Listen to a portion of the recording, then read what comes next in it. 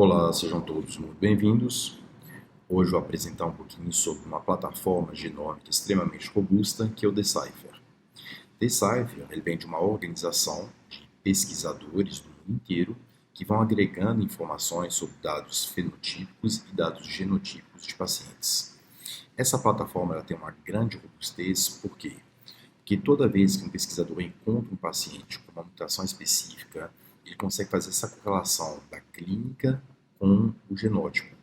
E à medida que os pesquisadores vão agregando essas informações, a gente começa a ter um score, uma qualificação e uma quantificação de dados que possibilita saber cada genótipo, cada alteração genética presente, quais que seriam as principais consequências clínicas observadas. Então, vou apresentar um pouquinho sobre a plataforma. Vocês vão acessar, chama deciphergenomics.org. Uma vez que vocês entrarem nessa plataforma, existe a parte dos pesquisadores, né, que vão agregar dados em cima da plataforma, que tem a capacidade de colocar realmente esses dados, mas existe uma parte que é livre para você explorar os resultados desses dados. Então, vocês vão entrar nessa parte de explorar o Decipher, né, pelo navegador do genoma. Vocês vão entrar Genome Browser. E aqui vocês vão ter o início. Então, nesse mapeamento, vocês vão colocar sobre qual é a posição, o genoma ou a banda cromossômica que vocês estão pesquisando. Vou colocar, por exemplo, um gene. Vou colocar da dinamina. Não, vou colocar do Shank. Vamos colocar o Shank 2, por exemplo. Então, vou colocar Shank aqui, ele já me dá algumas opções de variações, mas eu já vou colocar a pesquisa aqui, Shank 2. Ele estava buscando a nossa internet aqui, estou aqui no hospital, a internet não é das melhores, mas aqui ele já começou a carregar algumas informações. Ele te dá já um mapeamento, né, com muitas informações, então ele já colocou que o SHANK2 está presente no cromossomo 11, aqui ele colocou a localização cromossômica exata do SHANK, tá, então no braço longo, região 1, banda 3, subbanda 4, e vai te colocar toda a extensão do gene aqui, do SHANK, né, e suas regiões aqui mais específicas, né, com sítios ativos. Aqui tem a possibilidade de verificar a sequência também, partes regulatórias, as variações já registradas em cima de número de cópias, né, se é de ganho ou de perda de material genético. Algumas variantes de sequência também, existe a possibilidade de eu clicar nessa variante, então ele vai carregar e verificar qual é essa variante, em que posição ela está, e a gente consegue saber inclusive de qual paciente que é. Então eu verifiquei que essa mutação é de uma adenina no lugar de uma guanina, no cromossomo 11, na posição tal, que está no paciente tal, então aí ele já coloca exatamente o genótipo heterozigoto, com a consequência, né, com perda de função, provavelmente perda de função dessa proteína. Então é uma plataforma extremamente robusta, você consegue verificar as principais condições clínicas observadas. Sobre outras variantes também, sobre as variantes clínicas registradas do ClinVar também. Então essa aqui é a primeira parte da análise. Para cada um, você consegue fazer um zoom, que eu recomendo bastante fazer essa observação, porque à medida que vocês vão colocando um zoom, vocês conseguem pegar coisas menores dentro do gene. Então aqui estou fazendo um zoom, aumentando um pouquinho sobre a plataforma, verificando os principais relatos de ganho ou de perda de função. Vou pegar, por exemplo, um aqui de perda de função, perda de material genético, perdão.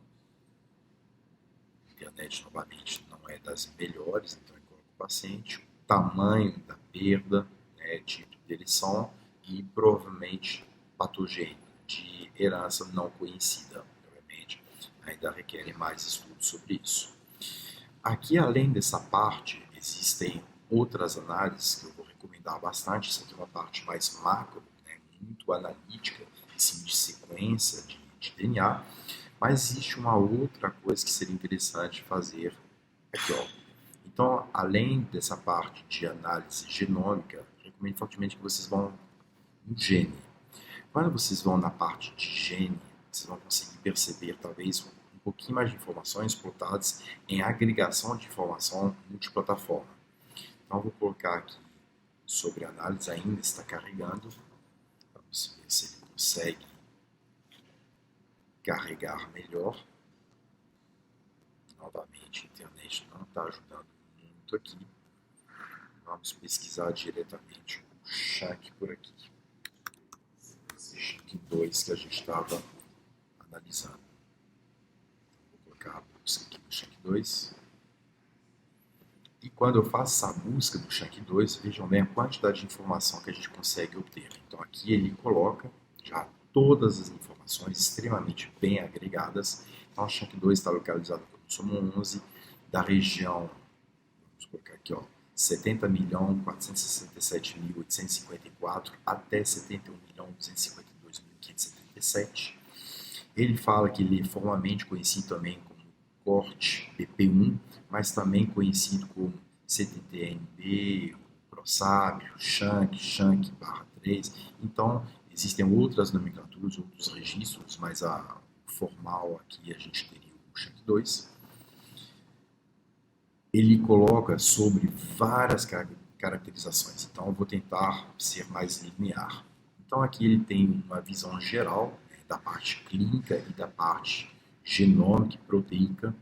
Então aqui ele vai colocar, por exemplo, sobre a estrutura proteica, regiões importantes dele, as variantes clínicas, e aí que eu gosto de entrar um pouquinho, vou tentar fazer um zoom aqui, é possível vocês aumentarem aqui, vamos ver se aqui ele vai conseguir gerar. Novamente, depende de uma internet boa para a velocidade de processamento. Né? Isso aqui, na verdade, é a estrutura da proteína. Então aqui a gente consegue ver todos os aminoácidos. À medida que eu vou fazendo um zoom, vou tentar aumentar ao máximo que isso ele consiga chegar lá. Então aqui ele tem toda a sequência de aminoácidos, né? Cada letrinha corresponde a um aminoácido diferente. Então ele coloca sobre essa sequência, que é de rato, de aves, de galinha no caso. Então ele coloca essa sequência, a gente consegue ver se existe uma homologia da sequência humana com outras espécies também. Né? Por exemplo, se a gente olhar aqui, o chimpanzé também tem esse gene, com uma mente. Né? Então, vou tentar fazer uma redução do zoom aqui novamente. Interessante aqui, quando a gente olha essa plataforma, que ele traz informações sobre as variantes clínicas do Shank. Se a gente observar bem, o Shank 2 talvez ele não tenha tanta variante no decorrer, mas aqui ele vai colocar algumas variantes sobre essas de amarelo que vão alterar a estrutura da proteína, essas vermelhas que provavelmente perderam a função de fato da proteína. Então a parte clínica é extremamente importante, então eu posso clicar. Então, uma mudança na sequência de leitura, então ele coloca essa sequência e tem uma correlação com o autismo, suscetibilidade ao autismo nesse caso. Mas deixa eu entrar aqui numa outra parte analítica que é importante para vocês. Então vejam bem, isso aqui é somente uma visão geral, tanto da parte proteica quanto da parte clínica, essa sequência e tem uma correlação com o autismo, suscetibilidade ao autismo nesse caso. Mas deixa eu entrar aqui numa outra parte analítica que é importante para vocês. Então vejam bem, isso aqui é somente uma visão geral, tanto da parte proteica quanto da parte clínica, e vejam bem a sequência que ele coloca. Então ele coloca que o fenótipo, né, ele está associado ao padrão monoallélico com suscetibilidade ao autismo, uma forte correlação, uma evidência científica forte disso. Ele te dá o link para o homem, ele te dá o link para o Morbid, ele te dá o link para várias plataformas, né? Então coloca assim sobre uma desordem do neurodesenvolvimento complexa, que já é bem definitivo. Então a parte científica, a evidenciação científica do Shank 2 para condições do neurodesenvolvimento, ele estava realmente bem definido, com evidências muito fortes, coloca um score. E ele começa a te trazer algumas outras informações, como, por exemplo, aqui ele já tem uma informação sobre proporção entre sexo. E aqui a gente consegue perceber, assim, que dentro do Decipher existe um equilíbrio das amostras, né? E no Shank 2, na verdade, a gente tem uma amostragem relativamente pequena. Vou tentar fazer uma mudança aqui só para o Shank 3, que eu acho que vai ter um N maior provavelmente o SHANK3. Então vamos pesquisar SHANK3, esperar carregar novamente. Então a mesma coisa, só mudei o gene. Então, igualmente, e vai colocar outros sinônimos para o SHANK2, que já foi nomeado SPANK2, por exemplo, ou PSAP2 e assim diante. Então aqui, vejam bem as correlações. Novamente, vai te colocar cromossomo 22, a localização exata do gene dentro do cromossomo 22, a parte clínica. Então ele te coloca sobre o fenótipo. Então está associado à síndrome de Phelan-McDermid, né? Novamente uma evidenciação científica muito forte, limparomorbic. Aqui ele já coloca que está associada a essa síndrome autossômico dominante de Phelan-McDermid, mas também está associada a um outro padrão autossômico dominante que seria esquizofrenia.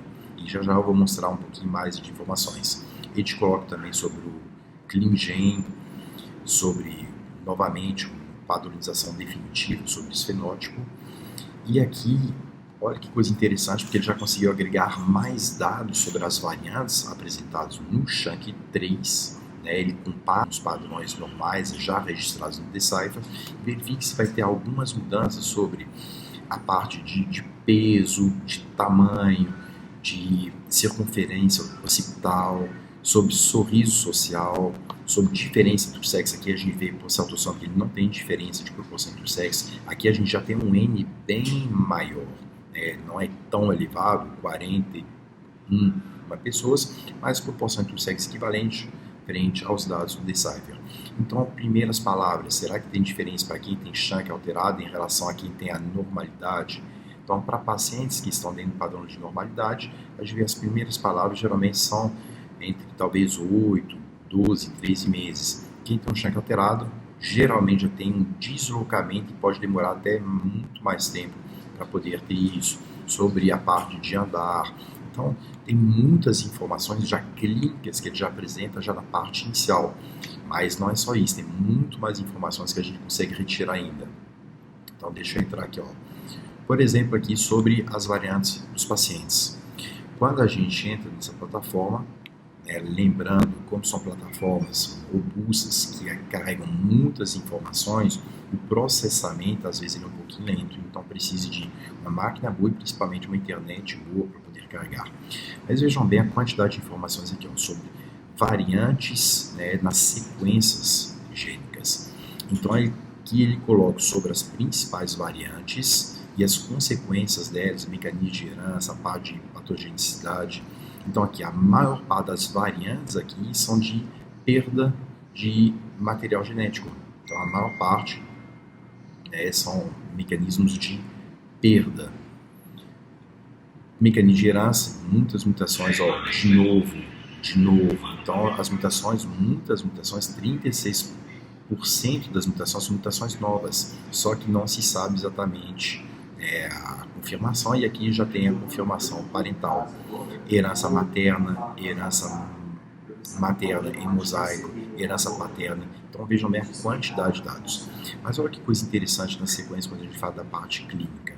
Aqui ele já vai te dar uma score das principais características que a gente pode abrir, que já foram relatadas para mutações nesse gene SHANK3. Então, por exemplo, do quantitativo apresentado, se não me falha a memória, eram 58, 27 tem atrasos globais de desenvolvimento, 11 tem atraso para verbalização, para desenvolvimento de linguagem, deficiência intelectual, comportamento agressivo, autismo, e aqui comportamento autístico, microcefalia tem relatos de 4 no conjunto, clinodactilia do quinto dedo.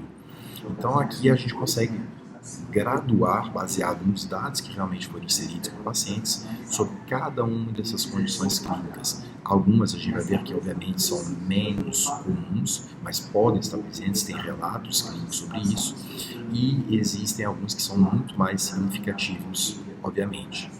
Então aqui também sobre variações no número de cópias, então a maior parte são de perda de material genético, né? Mas nós temos 8% de relatos de ganho de material genético, levando também essa alteração no SHANK, e podem haver registro de outras variantes também, né? E vão colocar sobre as alterações mais encontradas aqui. Na verdade só tem 3 alterações que não são desses padrões clássicos.